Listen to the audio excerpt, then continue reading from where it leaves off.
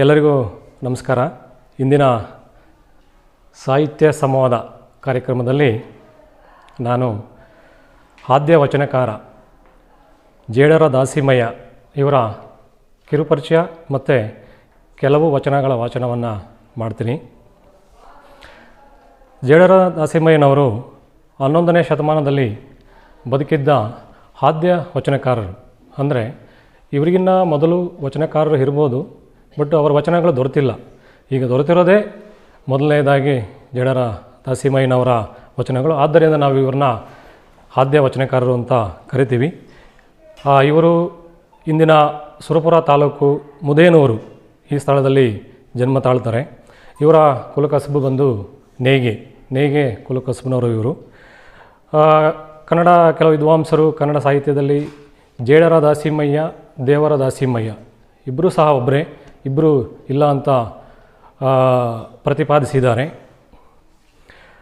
ಇವರು ವಚನಗಳ ಅಂಕಿತ ಬಂದು ಇವರ ಆರಾಧ್ಯ ದೈವ ರಾಮನಾಥ ಇವರ ವಚನಗಳ ಅಂಕಿತ. ಇದುವರೆಗೂ ಇವರ 150ರಿಂದ 160 ವಚನಗಳು ನಮಗೆ ದೊರೆತಿವೆ.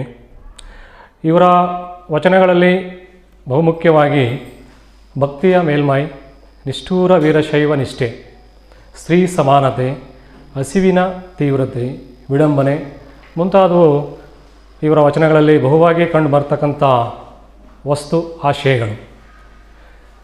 ಮುಂದುವರೆದು ಈಗ ಇವರ ಒಂದು ಕೆಲವು ವಚನಗಳನ್ನು ಓದ್ತೀನಿ.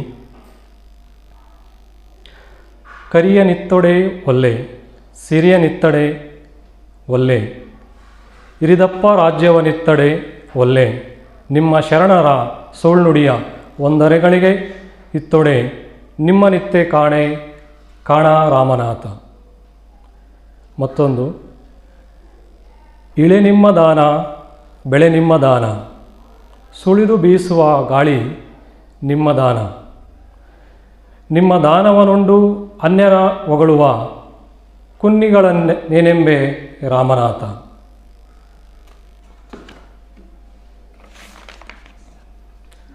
ಮುಂದುವರೆದು, ಒಡಲಗೊಂಡವ ಹಸಿವ, ಒಡಲುಗೊಂಡವ ಉಸಿವ, ಒಡಲುಗೊಂಡವನೆಂದು ನೀನೊಮ್ಮೆ ಜರಿದು ನುಡಿಯದಿರು,